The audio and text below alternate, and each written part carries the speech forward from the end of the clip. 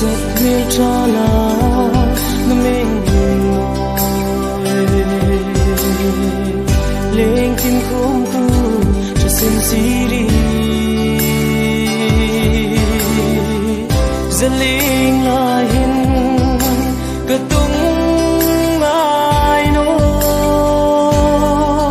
nằm ngang về cha để rung rung tu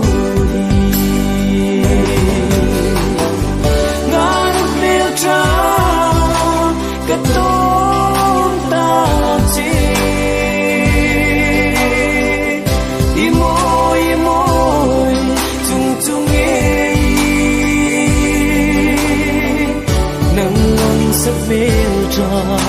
hitong ngọc đi căn riêng ngô y sắc mel mô na lên val tin ân vui giờ đến lại hình kỳ va lung mô cái khi một nụ chi anh xin sát bên môi lá bên trà ngàn bên trà cái tôm ta chi môi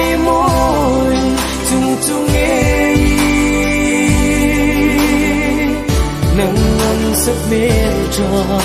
hitong ngọc đi căn riêng ngô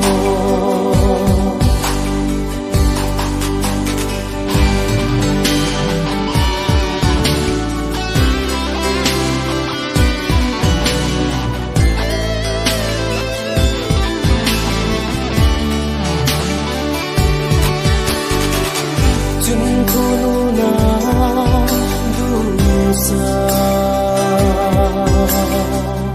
mel tra ping na le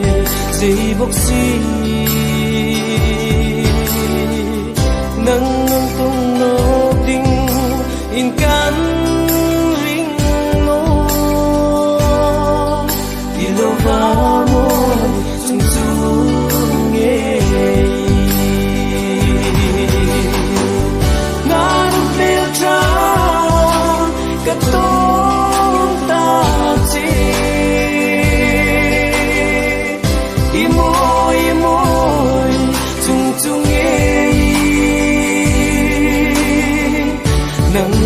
sắc bên trà hitong ngọc đi căn riêng ngô ngàn bên trà cái tôm ta chi môi chung chung nghe nắng sắc bên trà hitong